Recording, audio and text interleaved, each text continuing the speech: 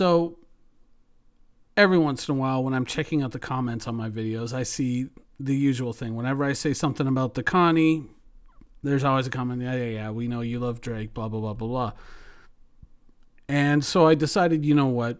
Let's give the Connie a fair shake. I decided to take it out for the day, do a few missions, and have some fun. Unfortunately, what I didn't realize is that we are still on the Origin patch. And yeah, the Connie killed me. But I was not to be dissuaded. I tried to, go out, give it another shot. Who knows? Maybe just take the cargo elevator into the ship. Maybe that'll work. And you know what? I just figured prognosis negative. This is not a good idea.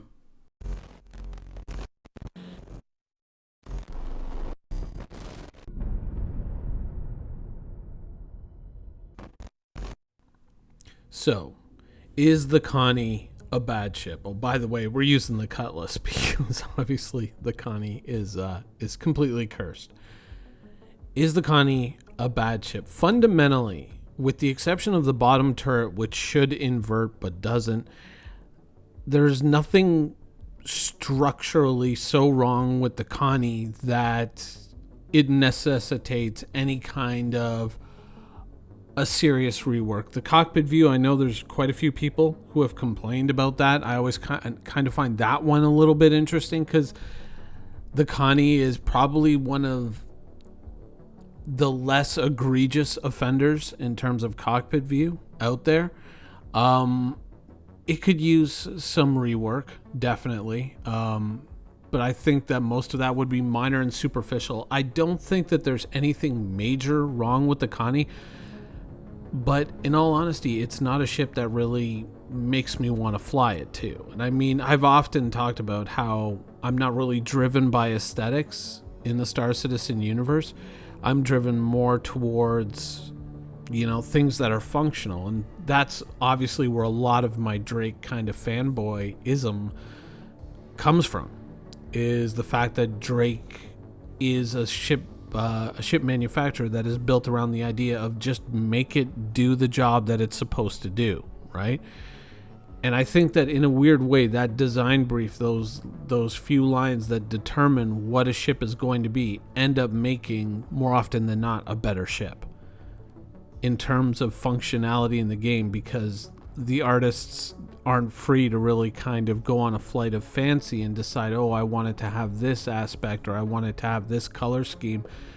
With Drake, it's far simpler. It has to do this and do it well, and that's what they go for, and that's what they deliver, and that's why so many Drake ships generally tend to kind of hit it out of the park. I mean, I would honestly say that the only Drake ship that really has gone negative since its original introduction would be the Herald. I think the original concept of the Herald was far superior, and not just in terms of aesthetics, but in the way that it was laid out. And we can make a whole episode about that at a later date, but when you look at the Connie, there is nothing so fundamentally wrong with it that it really couldn't be corrected, I feel, quite easily. It's a fairly decent ship, and there's I could make some arguments in regards to the Connie, but I feel that I would need to see the end state Connie before I could really kind of argue, is it overpowered, is it underpowered? Because obviously it's going to be something that shifts over time. As the game gets closer and closer towards release, the Connie is going to see a number of adjustments in terms of how it handles, how much power it generates, how quickly it cools. Perhaps even the size of the weapons is going to be adjusted somewhat. So it's really kind of difficult to tell exactly what the end state is going to be. But I think that structurally, the core of it, though uninspired, is, it basically does the job that it's supposed to do. And I think that in a weird way,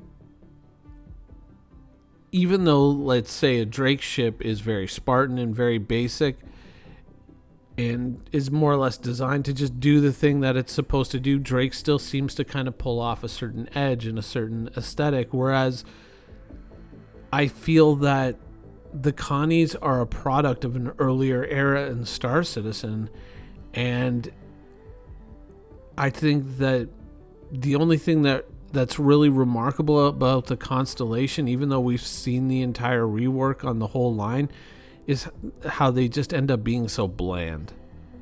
But is it a good ship?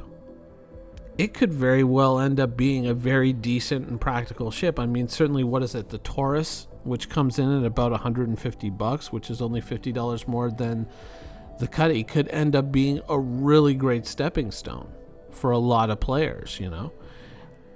It could end up being a very good ship. I am obviously not a fan of it for a combination of reasons, but there's nothing about it that is, I think, so fundamentally wrong that it can't be fixed with adjusting certain values in terms of balancing and obviously fixing the bugs in the ship that murder you.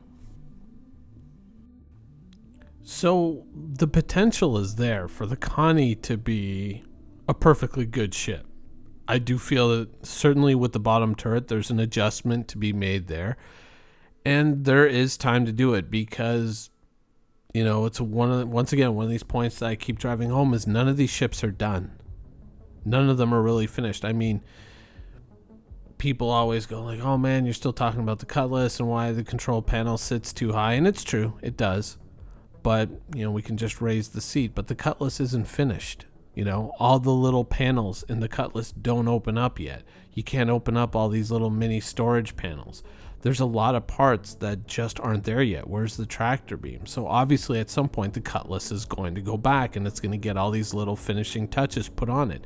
And it's the same for every ship. That's why we talk about these things. And that's why we kind of, you know, sometimes vent our frustration, other times supply alternate ideas. Why not try this? Why not try that?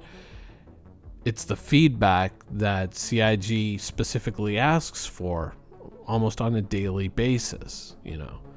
And so I think that though the Connie isn't a ship that really kind of, you know, gets me going, it's still a decent ship. And I don't think anyone who's going out there and looks at the Connie and looks at it realistically in terms of capabilities, you know, not someone who's like, oh, it's the Caterpillar, well, I can turn that into a carrier. It's like, no, slow down. If you look at the Constellation realistically, it's a decent ship. It still has that reach that so many of the smaller ships lack. It is going to be a ship that can haul a really decent amount of cargo. What is it, like almost 198 or 96 SCU? That's a lot, depending on what you're hauling. That's a fair chunk of change, and it's not that big of a ship, so hopefully it won't be all that much to maintain. So there's the potential for a really strong ship there. And I mean, it's, even if you look at its turrets and say, not the greatest, it does carry a shit ton of missiles, which is enough to give a potential attacker, you know, a moment of pause. Like, do I really want to mix it up with this thing, or do I want to wait for reinforcements? It might get away, you know. So it's not inherently terrible. It has the potential to be a great ship. I personally, though, am just not a fan.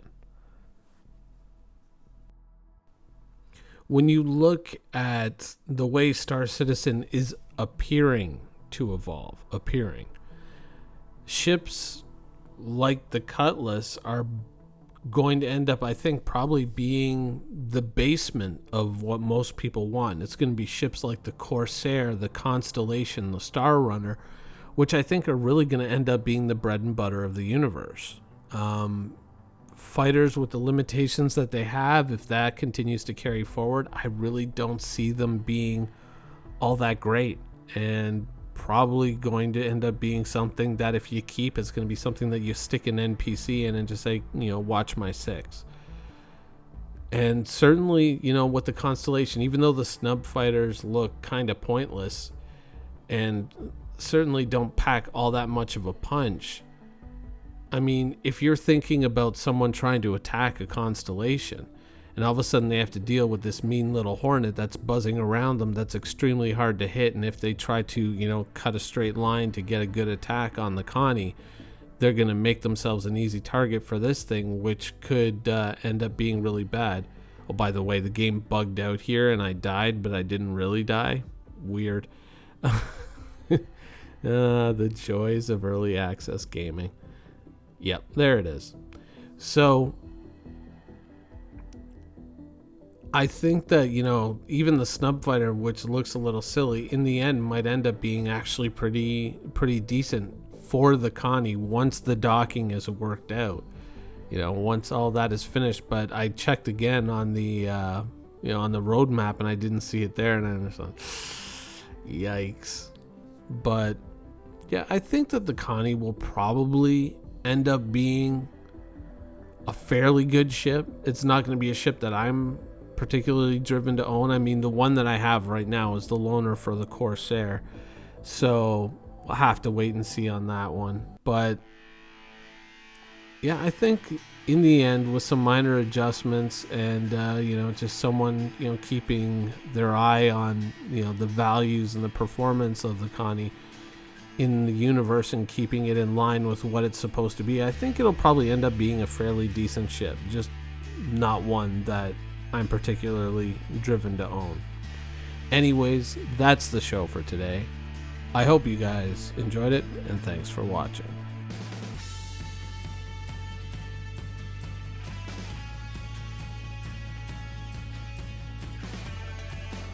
Thank you for watching. So if you want to keep up with the latest and greatest in Star Citizen and Squadron 42's development, please follow us on our social media channels. See you soon.